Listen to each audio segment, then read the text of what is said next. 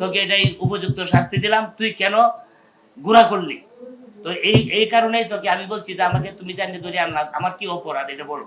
পরে বলছে যে তোর অপরাধ একটাই, তুই গুণা করছ, গুণা করার কারণে আমার ধানের নেতা ফাঁস করতে খুব কষ্ট হয়েছে, এই জন্য তোকে আমি উপযুক্ত শাস্তি দিলাম, যাতে ভবিষ্যতে গরিবরা আর কেউ এরকম না করে।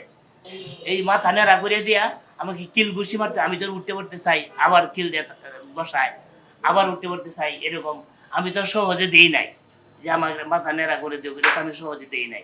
এবার বারবার এইভাবে করছে, তখন এ বলতেছে যে এই একটু ফুম দিল, তো ইয়া করে সেবের ফুম দান। পরে সেলুনের ছেলেটা যখন আনবে এর মুহূর্তে হে যায় আইনে আমার মাথায় লাগাই দিছে, লাগাই দিয়ে বলতেছে যে ইয়া দেখো কুট দিয়ে শেভ করো, কুট দিয়ে করে দিই। আগে তো মেশিন দিয়ে করছিল, পরে বলছে কুট দিয়ে করে দিই। পরে কুট দিয়ে তখন বসে রইলাম। পরে আমি দেখলাম যে পরিবেশটা খারাপ, ছেলেরাও বিভিন্ন অস্ত্র সাথে তখন বেকায়দা। পরে আমি আর ইয়ে করলাম না, পরে আমার বললো তুই যাই কর, সিগারেট খাস তুই? আমি জানি আমি তো ধূমপান করি না। পরে তুই একটা নেশা কর, তুই চান্দাবাজি কর, তুই নেশাও কাজ। আমি তো আমার তো নেশা খাইছি, আমি সিগারেটই খাই না, আমি আবার নেশা করবো করতে গিয়ে।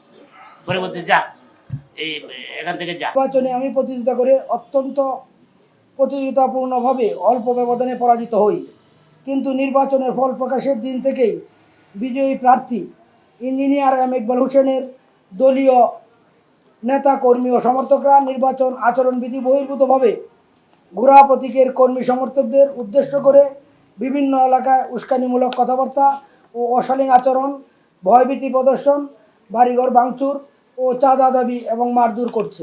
গৌরীপুরে বিগত 17 বছরের আন্দোলন সংগ্রামে সবচাইতে বেশি সক্রিয় কারা নির্যাতিত বিএনপি নেতা আব্দুল মান্নান তালুকদারকে গত 18/2/2026 দুপুর 2টা 15 সময় গৌরীপুর বাসস্ট্যান্ড এলাকায় সন্ত্রাসী শাহী মুন্সি এর নেতৃত্বে সিএনজি থেকে নামিয়ে শারীরিকভাবে নির্যাতনের পর মাথা ও ব্রণ ন্যাড়া করে দেওয়া হয়, যা অত্যন্ত মর্মান্তিক ও লজ্জাজনক।